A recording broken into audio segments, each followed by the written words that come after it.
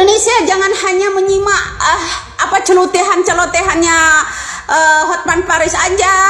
Siapa aja congor-congor yang akan muncul kalau Ahok besok ya angkat bicara.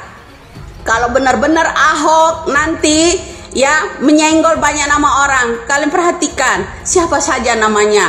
Ya, dulu banyak direksi-direksi dari Pertamina itu orang-orang PKS. Ya paham ya, itu musuh-musuh Ahok yang mendemoin Ahok. Paham loh sampai sini semua. Ya. Jadi kalian percaya aja omongannya Hotman Paris ini yang pembelain para mafia. Paham? Coletehan gue emang nggak guna bagi musuh-musuh Ahok, ya nggak guna, bener. Tapi saya ingatkan rakyat Indonesia, ya rakyat Indonesia harus tahu orang yang dekat-dekat dengan Hotman Paris itu dari orang-orang komisaris sebelumnya. Komisaris hanya mengawas-ngawasi katanya kan, terus kenapa Ahok tidak diangkat menjadi dirutnya? Lah itu di situ banyak mafia. Saya kasih tahu kalian, direksi-direksi sebelumnya banyak yang namanya orang-orang koalisi dari Prabowo ya. Jadi kalian harus tahu itu. Orang yang mendemo-demoin itu dulu ya, mendemo-demoin yang namanya Ahok di Jakarta. Biar lo ada jalan untuk mencari tahunya siapa sih direksi-direksi di Pertamina sebelumnya. Sebelum Erick Thohir itu diangkat, sebelum yang namanya Ahok itu diangkat di Pertamina. Ya, baru 1 periode Bapak Jokowi waktu itu ya, banyak demo, banyak ini ya. Jadi kalian harus tahu lah. Ya, kalian harus tahu di sana. Kenapa ini yang namanya Hotman Paris nyelotehnya, nyerocosnya ke sana kemari, ini begini ya. Hei, orang yang berkoalisi dengan Prabowo itu sebelumnya banyak terjerat korupsi di Pertamina. Ya, sampai saat ini tuh sarang-sarang itu masih ada di sana. Belum semua lepas dari yang namanya Pertamina ya, belum semua. Kalian harus tahu itu. Ya.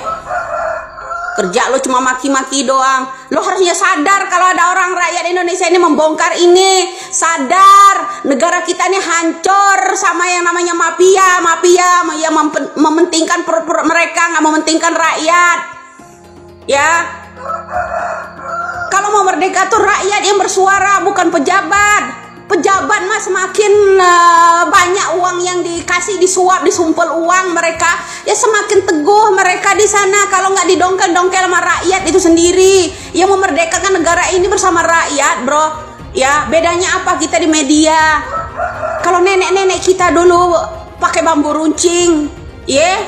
Jadi lo harus tahu, pejabat-pejabat yang ada di Pertamina sebelumnya banyak orang-orang PKS.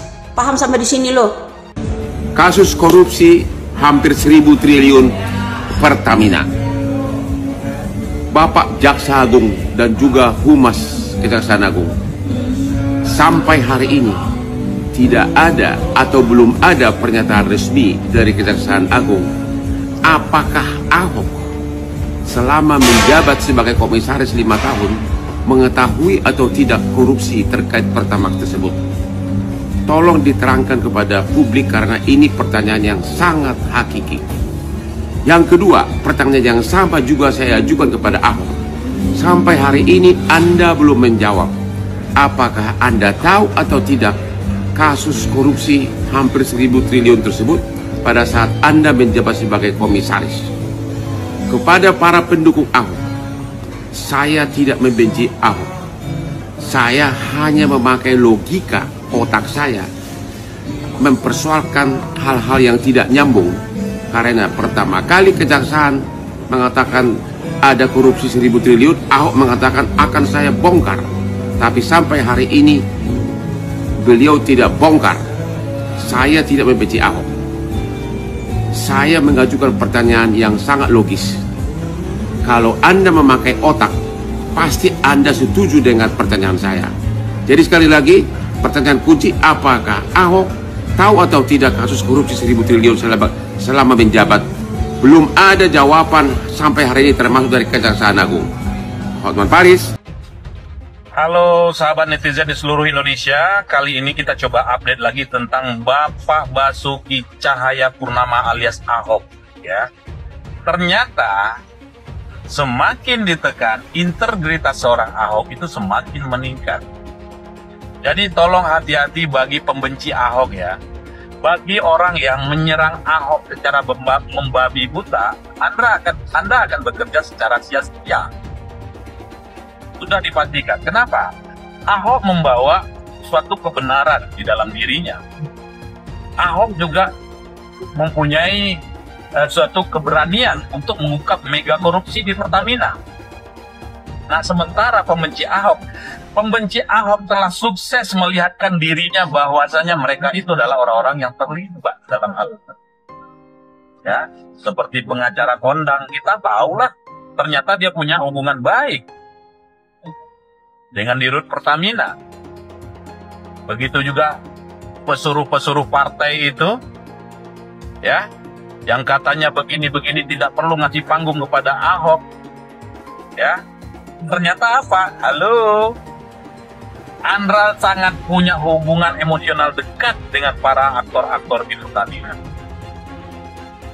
Ya, hukum ketertarikan. Apa yang Anda lakukan itu adalah aksi dan reaksi. Ya, Anda terlibat dalam hal ini. Kita lihat aja nanti. Ciri-cirinya orang yang terlibat adalah apabila Ahok siap untuk membongkar itu semua, Anda yang terlibat itu akan gerah dan merasa panik. Sekali lagi saya bilang, jangan nampakkan kepanikan Anda ya, kalau Anda tidak mau benar-benar diseret dalam kasus ini. Ya, juga dengan Andre Rosiade, terima kasih telah hujat Ahok, ya, bilang Ahok omon-omon segala macam. Video jejak rekam Anda juga telah memperlihatkan Anda siapa. Ya, Anda terlalu banyak campur di PT Pertamina. Kebenaran akan mencari jalannya sendiri. Hati-hati Anda semua. Pekerjaan Anda untuk mengintimidasi Bapak Basuki Cahayapurnama atau Ahok itu sia-sia. Di belakang Ahok ada jutaan netizen tanpa dibayar yang bersifat bela bangsa. Ya, bukan buzzer yang seperti Anda sebut. Terlalu murahan Anda untuk kita buzzer ya. Terlalu murahan. Dan Anda juga bukan siapa-siapa. Terlepas Anda bilang Anda pernah begini-begini, tidak ada kontribusi Anda untuk negara ini, tidak ada. Ya, kita minta kepada Bapak Prabowo Subianto dalam hal ini tidak pandang bulu. Yang salah, seandainya itu berjemaah dari Partai Gerindra, Anda harus hukum. Tidak ada pandang bulu. Kalau Anda tidak mau dibilang presiden yang omon-omon, buktikan kepada rakyat. Rakyat ini sekarang siap untuk bekerja dengan Anda. Ya. Rakyat ini sekarang siap untuk bersatu dengan pemerintahan. Tunjukkan Anda orang yang nggak bisa diintimidasi oleh siapapun. Dengan penjilat-penjilat siapapun. Lakukan yang terbaik, Bapak Subianto, ya. Lakukan yang terbaik untuk negeri ini.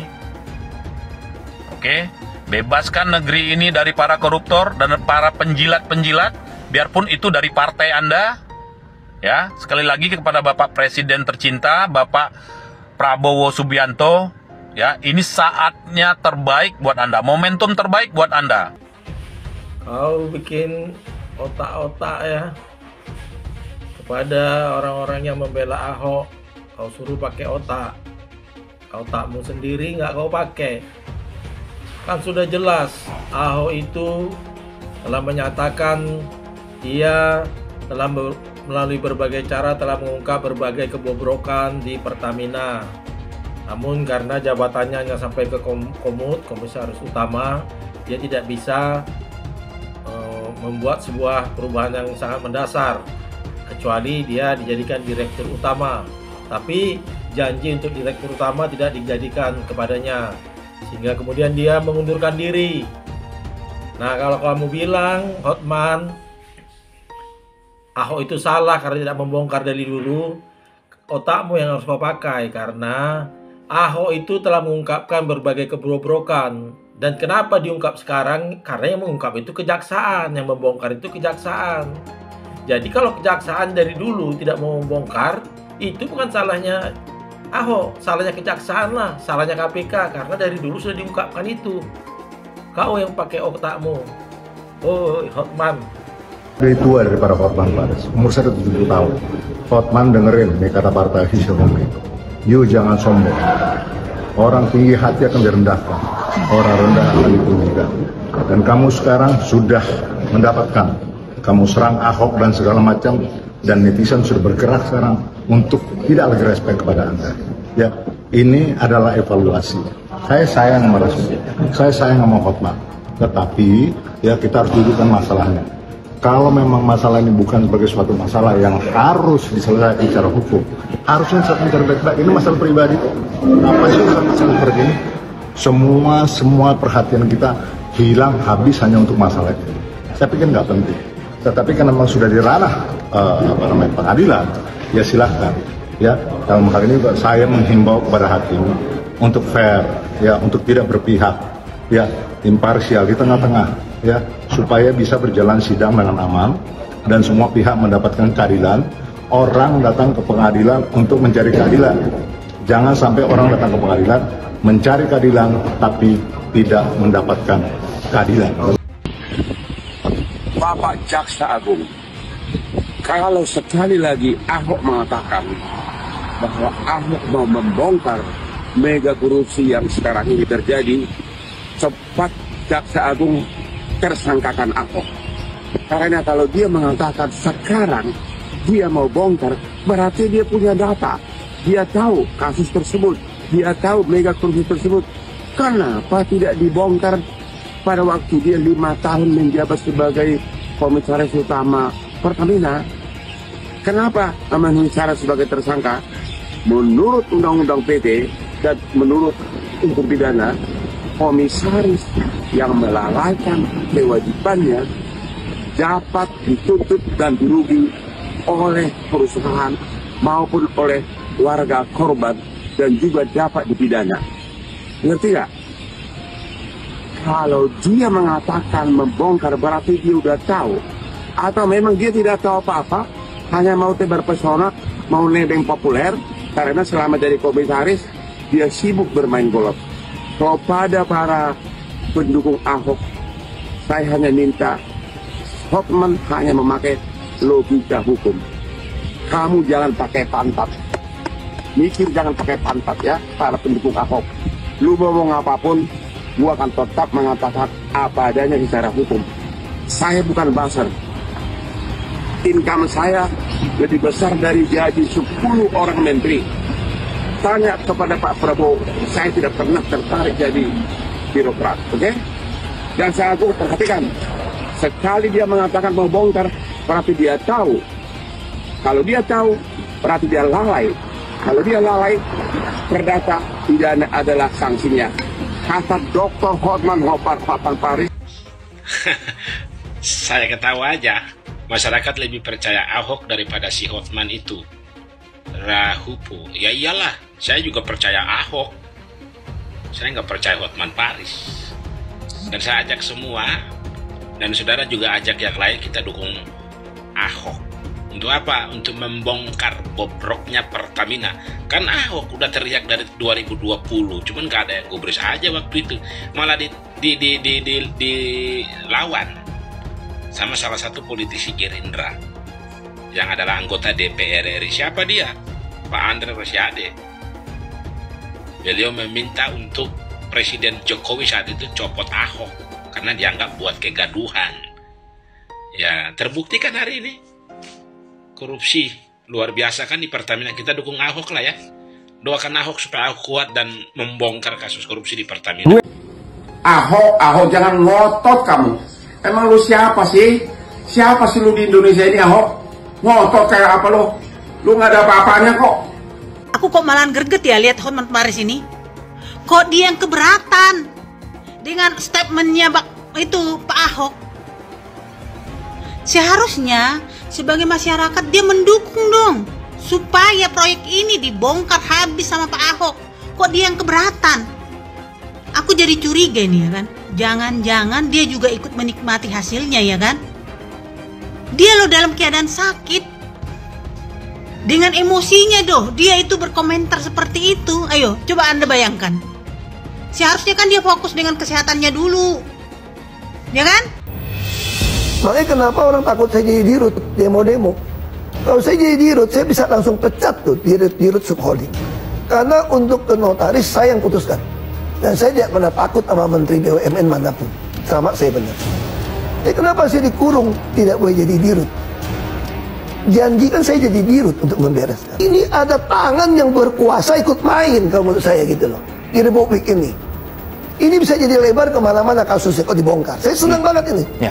Saya ingin masyarakat tuh mengerti bahwa akar masalah Republik Indonesia adalah korupsi dan kemunafikan. Jadi orang semua saling sandra menyandra, ada dikasih jabatan wewenang. Makanya saya bilang, pemerintah saat ini kalau tidak mau memperlakukan e-katalog di LKPP pengadaan bahan migas, saya berani jamin cuma mau ganti pemain. Ada yang mau makan itu uang. Oke. Saya mau tegaskan seperti itu aja. Alasannya itu bahwa Agung Sedayu melakukan pembangunan. Bapak-bapak, ibu-ibu tahu nggak?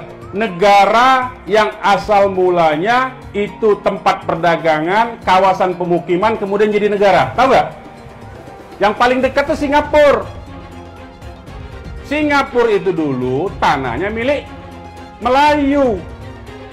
Orang-orang pendatang Cina dari Republik Rakyat Cina datang ke situ, di backup oleh Inggris, didirikan pelabuhan, diberi tempat, diberi tanah, kemudian didatangkan orang-orang Cina sebanyak mungkin sehingga jumlah Melayunya kalah. Jadilah dia negara Singapura. Sudah ada contoh, sudah banyak contoh, dan sampai sekarang contoh itu masih berlaku. Orang-orang pendatang yang tadinya hanya kawasan pemukiman dan perdagangan, lama-lama jadi negara sendiri. Itu sudah ada, bukan hayalan. Jadi jangan dianggap ini membohong. Wahai cucu-cucu Senawawi Al-Bantani, wahai keturunan Sultan Banten, saya menyeru, ini perjuangan rakyat Banten. Banten dijajah, Banten diintimidasi. Ayo kita bersatu untuk berjuang. Hadirin sekalian, saya sampaikan, hei Aguan, ini bukan masalah rasis, bukan. Ini bukan masalah etnis, bukan. Ini bukan masalah agama, bukan. Hei Aguan, saya sampaikan kepada kamu, Aguan, walaupun engkau punya segala-galanya, engkau punya uang, harta yang berlimpah, engkau bisa beli oknum-oknum pejabat, engkau bisa beli oknum-oknum perangkat-perangkat negara dengan kau punya uang, walaupun kau bisa beli partai-partai politik atau oknum-oknum anggota dewan. Wahai Aguan, kau punya uang, kau punya harta, kau punya segala-galanya, akan tetapi ingat, selama kami pemuda-pemudi Islam Indonesia, kami bangsa dan rakyat Indonesia yang telinga kami selalu terbuka untuk mendengar jeritan-jeritan saudara-saudara kami, telinga kami terbuka mendengar jeritan, teriakan, merasakan penderitaan, kesengsaraan saudara-saudara kami di Banten, maka selama itu kami pemuda-pemudi Islam, kami pemuda-pemudi Jawa Barat akan berada di barisan paling depan melawan engkau sampai titik darah penghabisan. Maka saya berani katakan di sini, hei orang miskin, hei orang melarat, tidak usah bayar pajak karena pemerintah haram mengambil pajak dari orang-orang miskin dan melarat, saudara. Allah mewajibkan zakat hanya kepada orang kaya. Haram ambil pajak dari rakyat, saudara. Haram, apalagi dari rakyat miskin yang melarat, yang nyari kerja susah, yang makan susah. Haram kau ambil pajak dari mereka. Lalu Prabowo lengserkan dia, setuju gak? Setuju gak? Dukung tidak? Takbir! Kita akan seret mereka semua untuk dijebloskan ke dalam penjara. Takbir! Setuju tidak? Setuju tidak? Enggak berkelahi aja, kita adu biar dia berkelahi. Di Banten sendiri saat ini berlangsung upaya untuk membangkitkan kemarahan masyarakat Banten untuk menolak pengembangan PIK dan PIK-PIK selanjutnya. Mantan Ketua KPK Abraham Samad bersama Said Didu juga melaporkan kasus PIK 2 dan Aguan ke KPK. Menurut Samad, laporan ini mencakup nama Aguan serta mantan Presiden Jokowi. Menurut mereka, di dalam kasus ini ada dugaan korupsi dan suap yang telah menyebabkan kerugian negara. PIK 2 menunjukkan kejahatan etnis Cina kepada kaum pribumi. KPK yang menjadi macan ompong menghadapi Anies Baswedan. Ada apa dengan KPK sehingga dia tidak berdaya untuk mengungkap kasus Formula E dan banyak proyek-proyek siluman, proyek-proyek yang dananya di markup di Pemprov DKI. Ada apa? Kenapa KPK menjadi macan ompong di depan Anies Baswedan? Ada apa?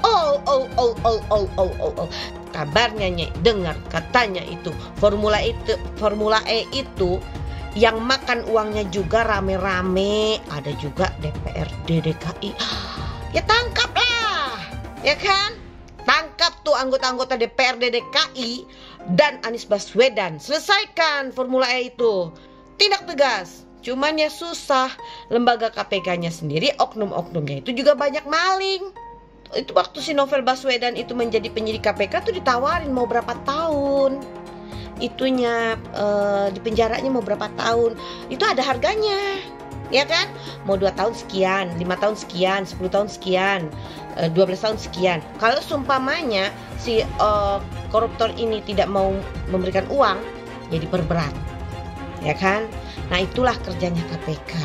Semoga mau seperti apapun hebatnya kong kali kong kejahatan yang dilakukan oleh Anies Baswedan, ya, menyalahgunakan kewenangan atau menyalahgunakan anggaran Formula E ataupun anggaran yang ada di Pemprov DKI. Ya, yakin suatu hari nanti Allah Subhanahu wa taala akan menurunkan azab yang seberat-beratnya kepada Anies Baswedan CS. Saya tidak mau pemimpin masa depan menyalahkan angin di kemudian hari. Anda kalau nyindir lain kali jangan pakai angin, Mas. Mau bilang lagi jangan salahkan angin. Saya kan sampaikan soal angin ya kemarin. Angin tak ada KTP-nya. Angin itu bergerak dari sana sini.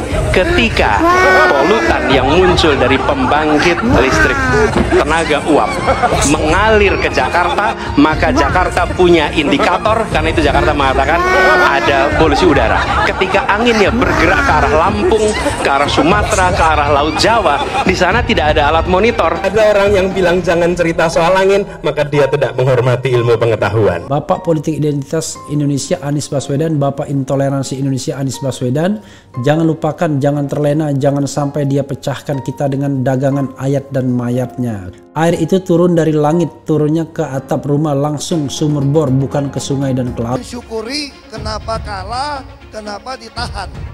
Saya bersyukur atas itu semua. Saya coba bayangkan ya, kalau seandainya waktu itu kita menang gitu ya, hari ini belum tentu kita bisa nikmati seperti ini. Kita bersyukur 5 tahun Tuhan izinkan kasih ke orang yang pintar ngomong untuk kerja. Coba kalau kita bayangkan gitu ya, kalau kemarin saya masih jadi gubernur, ini saya udah turun ini. Tapi yang pintar ngomong itu dikira orang hebat kan? Ini lebih berbahaya tahun 2024, langsung ketahuan karakternya. Langsung ketahuan itu. Saya juga ada kutipan Pak di kamar saya Pak. Tulisannya, Jakarta telah mengambil keputusan yang fatal. Dan ini aneh, betul-betul aneh. Ini bukan kampanye, tapi saya sampaikan sini. Di satu sisi menyiapkan jalur-jalur air untuk dikirim ke laut, di sisi lain di lautnya dipasang dengan pulau reklamasi. Tinggal tunggu waktu jadi rob, air balik. Dan ini melawan sunatullah. Kenapa? Air itu turun dari langit ke bumi, bukan ke laut. Harusnya dimasukkan ke dalam bumi, masukkan tanah. Di seluruh dunia air jatuh itu dimasukkan ke tanah, bukan dialirkan pakai gorong-gorong raksasa ke laut. Jakarta telah mengambil keputusan yang fatal. Bukan banjir, itu memang parkir air. Bukan banjir, itu memang parkir air. Penjajahan di depan mata itu di Jakarta. Di tempat lain penjajahan mungkin terasa jauh, tapi di Jakarta, bagi orang Jakarta, yang namanya kolonialisme itu di depan mata, dirasakan sehari-hari. Dulu kita semua pribumi ditindas dan dikalahkan. Kini telah merdeka, kini saatnya kita menjadi tuan rumah di negeri sendiri. Hai semua, nama saya Johannes Leong. Saya adalah investor saham, forex, dan juga kripto. Channel ini banyak membahas tentang berita terkini, edukasi finansial, investasi, dan lainnya. Jangan lupa subscribe channel ini kalau kamu suka dengan konten yang serupa. Follow juga sosial media lainnya yang saya taruh link di kolom deskripsi. Di sana, kalian bisa dapatkan konten yang berbeda. Saya juga punya Telegram channel yang isinya berfokus kepada trading dan juga investasi. Itu Telegram channelnya gratis. Oke, kita lanjut ke videonya. Sebagian besar penonton di video ini, setelah menonton video di awal, mungkin bertanya, apakah kejadian seperti krisis 98 akan kembali terulang? Belum lagi keadaan global yang tidak menentu. Lalu apa yang bisa kita lakukan untuk selamat dari krisis yang mungkin akan datang dalam waktu dekat? Jawabannya adalah investasi. Kebanyakan dari kalian yang lagi nonton kalau investasi pikirannya pasti hanya di properti. Tapi ketika terjadi krisis seperti 98, apa yang terjadi dengan rupiah ketika hyperinflasi? Dan juga apa yang terjadi dengan harga properti? Harga dolar dari Rp2.500 terbang ke Rp15.000. Otomatis utang yang harus kita bayarkan naik 6 kali lipat. Banyak bisnis yang bangkrut. Kebakaran terjadi di mana-mana. Hingga rumah pun bagaikan tidak ada harganya. Mau dijual pun tidak ada yang mau beli. Saya tidak mengatakan ini akan terjadi lagi. Tapi kemungkinan terjadi seperti Mei 98 tetaplah ada. Negara gede seperti Argentina, Venezuela, dan Turki baru-baru saja mengalami hyperinflasi. Apalagi setiap hari kita ketemu ada saja konten yang berbau sara ke orang Tionghoa yang ada di Indonesia. Entah itu dari Instagram ataupun dari YouTube ataupun sosial media lainnya. Kita bisa lihat di tahun 2017 saat Pilgub Jakarta hampir terjadi kerusuhan seperti 98 karena Ahok dituduh menodai agama. Ahok pun harus dipenjara untuk menenangkan masyarakat yang dengan gampangnya dihasut untuk membenci Tionghoa dan tidak memilih pemimpin yang beda agama. Pada akhirnya Anies jadi gubernur dengan bantuan Ormas Terlarang FPI. Dan sampai saat ini dijuluki sebagai Bapak Politik Identitas. Kejadian itu pun berlanjut hingga saat ini. Masifnya pemberitaan sara terhadap Tionghoa beredar di media-media nggak jelas. Penontonnya setiap hari dihasut untuk menggulingkan pemerintah karena tuduhan Indonesia dikuasai oleh Taipan atau Sembilan Naga yang ujung-ujungnya menyalahkan Tionghoa lagi. Kita bisa melihat kejadian di PIK 2, di mana ormas terlarang seperti FPI dan juga HTI terus menghasut masyarakat untuk membenci Tionghoa.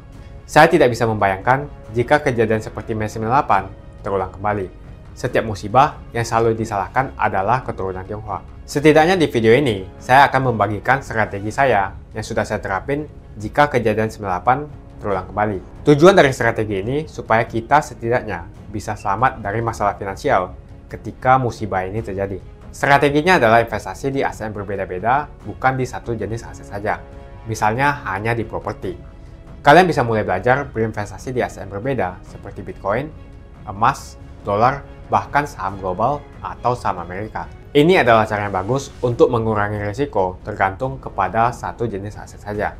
Bukan nggak nasionalis kalau kita mau invest di aset-aset yang saya sebutkan tadi.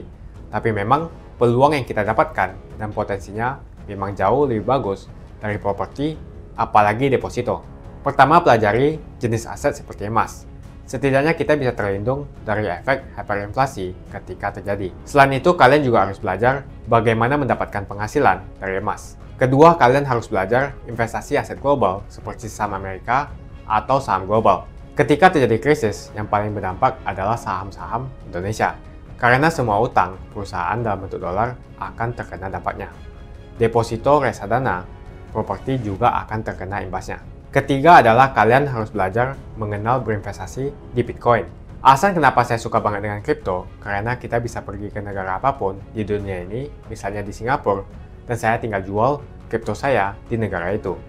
Saya menganggap Bitcoin itu sebagai aset properti digital yang bisa saya bawa kemanapun dan jual kapanpun saja secara instan. Kalau saya butuh uang, detik ini juga bisa saya jual. Tidak usah menunggu berbulan-bulan. Itulah strategi saya jika kejadian 98 terulang kembali, untuk selamat dari masalah finansial. Kamu bisa cek link di kolom deskripsi untuk mulai investasi. Dan saya sudah sediakan juga video playlist supaya membantu kalian paham tentang investasi. Semoga video ini membantu kalian untuk selamat dari masalah finansial ketika musibah ini terjadi kembali. Semoga Indonesia selalu damai dan sampai jumpa di video selanjutnya.